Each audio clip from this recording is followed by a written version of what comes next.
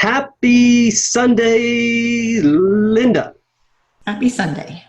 Hey, do you ever water your flowers? I mean, those things look like they're drying out. What's going Such on? a jerk.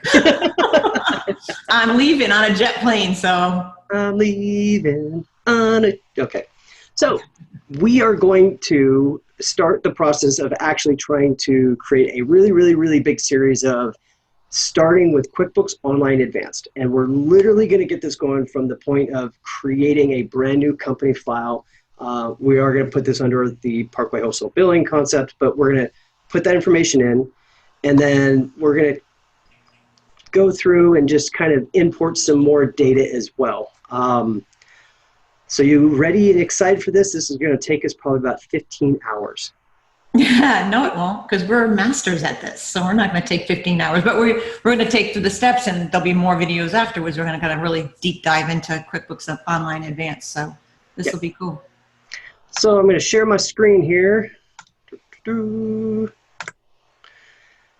And add a client. So we got, basically we went into our primary dashboard since we're pro advisors, easy for me to say, and clicked on add a new client, put the business details in, and we've got the different choices, of course, where we could either do our wholesale discount where it's billed under our firm, and that's something that we still have chosen to do, but we now break out the actual cost of the software on the invoice that goes to our clients. So that way they still get, it's just one invoice for all their accounting stuff, but they can see the actual price of the software, so that's great.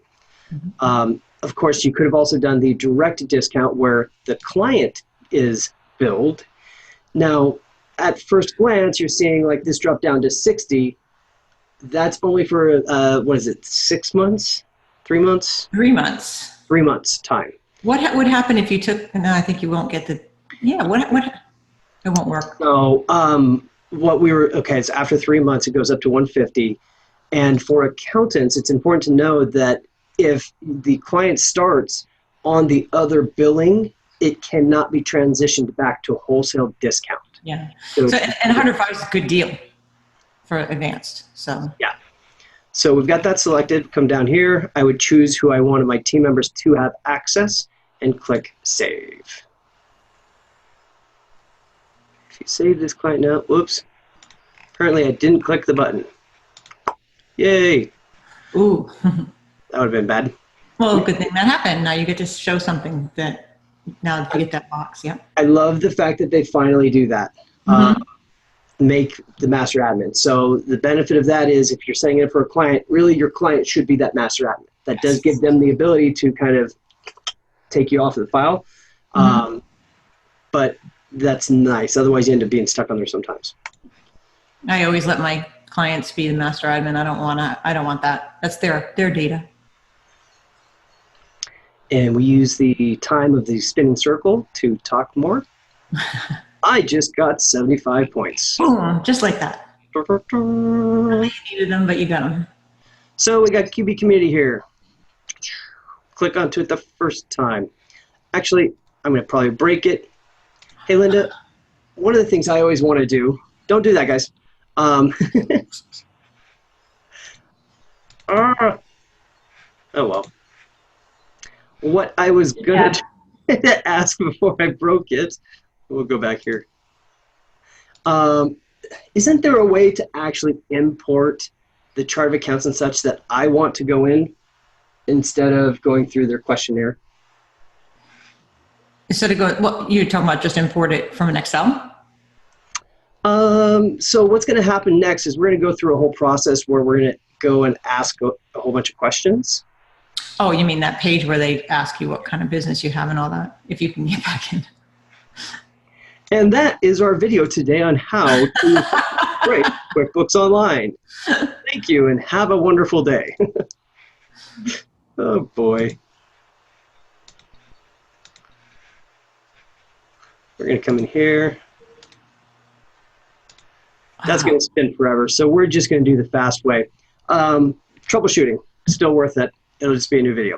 We're going to clear the browser history. I'm going to come into here. I've got it all clicked, clear data. Should take just a quick second. That way it unsticks itself because I tried to make it do too much at once. Boom.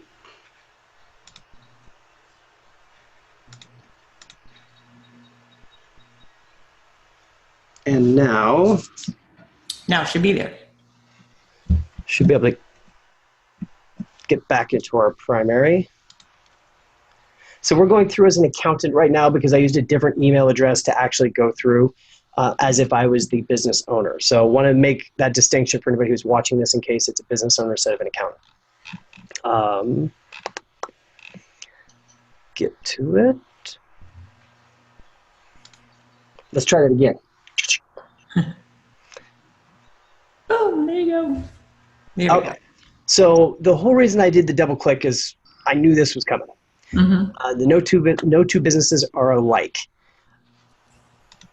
I prefer to bring in my own chart of accounts, my own stuff, because if I allow it to create its own, it's going to create about 10 accounts that I then have to go and whittle down from my chart of accounts what I do or don't want inside there.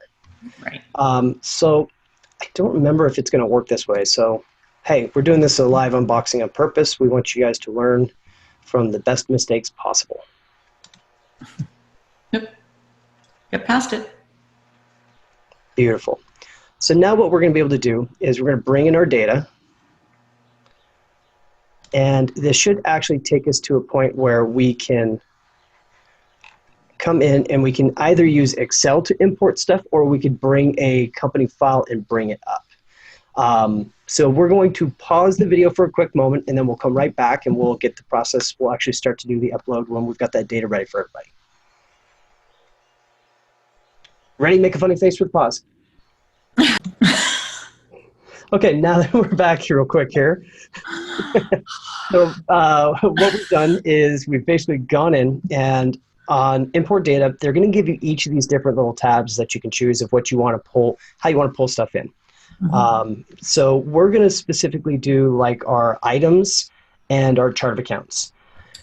It's important the order that you do these in because chart of accounts is needed for you to do your different products and services.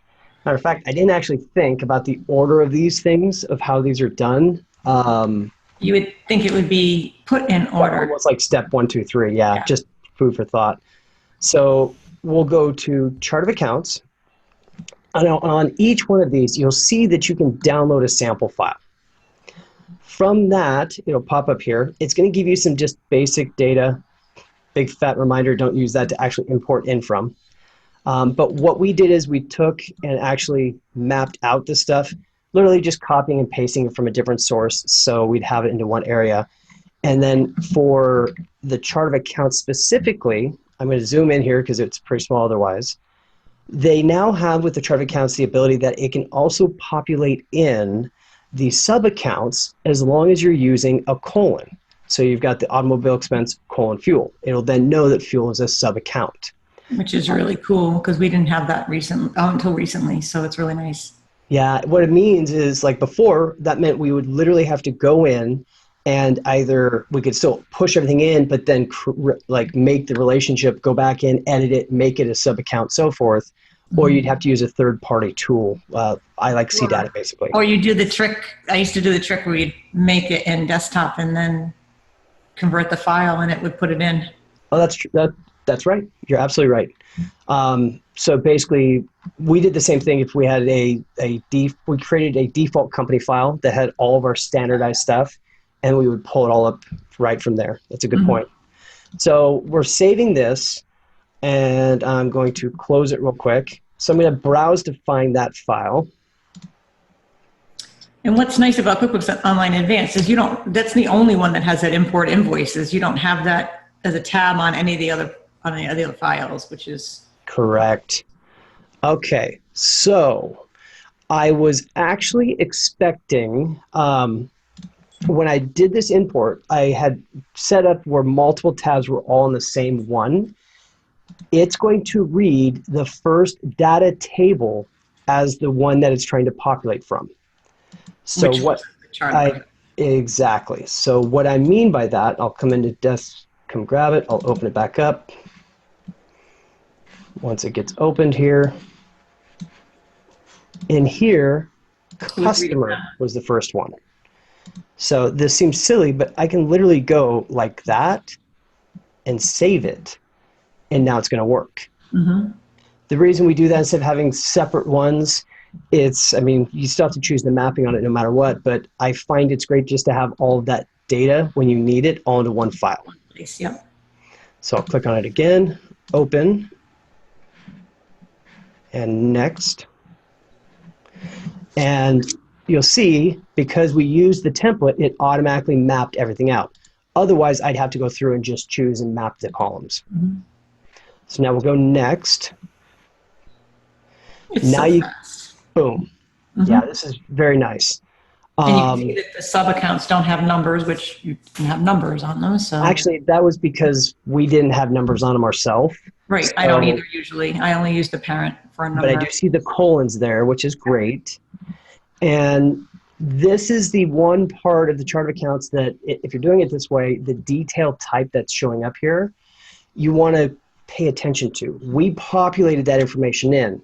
We took that from a different chart of accounts that we use as our universal standard. But as Intuit continues to expand the default accounts, there's also been an expansion of the default, the detail type also. Which eventually is all going to tie back to their tax program, right? So you really want this to be correct if you want to have the steps to be able to pull it in their tax program. And you want to look good, smart. You want it to be right. Yeah. I would also recommend to Intuit, if they happen to watch this, please make these longer.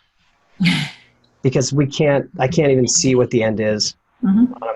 So that would be pretty nice to have that. Otherwise, I'm kind of going blind whenever I'm doing the sub accounts.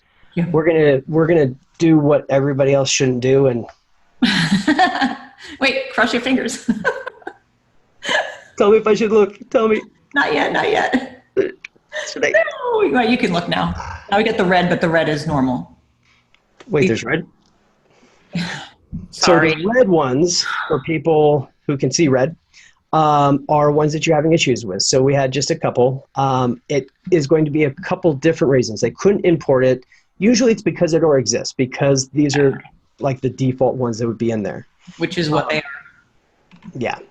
So we are seeing here, like this didn't come in because this is red.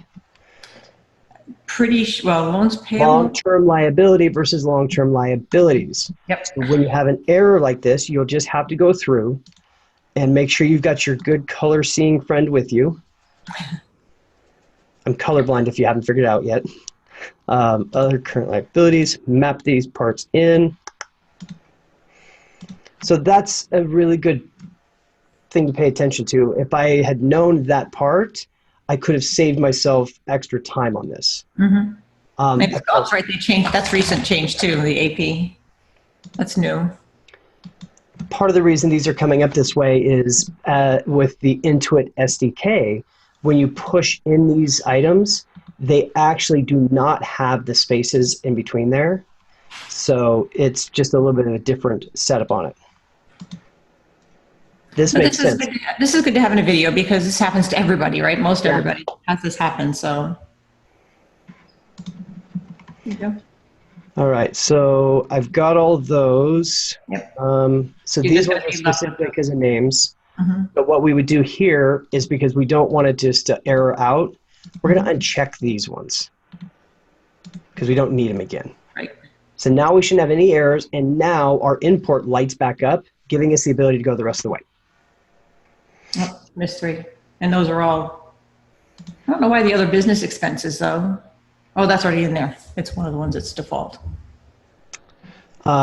So from here, we can always take a look, of course. You basically have to hit the X to go out of that. Mm-hmm. Yeah, which is weird because it's not like close. I think it would have a finish button. Mm-hmm. Otherwise, I'd keep trying and trying, of course. So we got 151 out of it. Now I can see what was done by going to accounting here. Let's take a look at our chart accounts.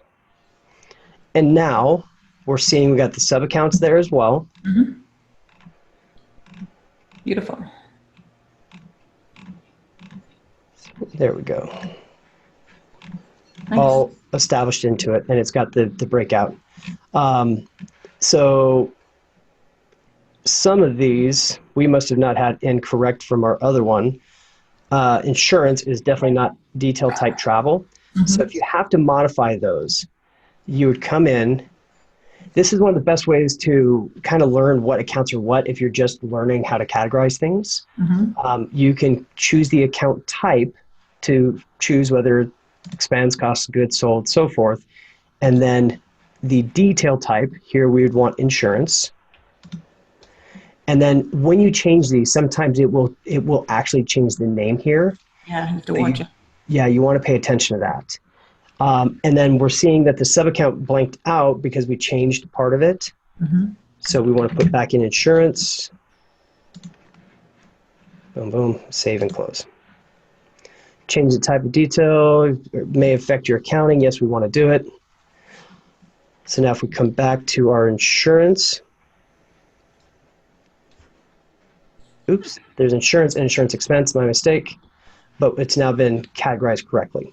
So we're not going to go through and change all of those now, but you would want to go through, make sure you get all of those detailed and lined out correctly.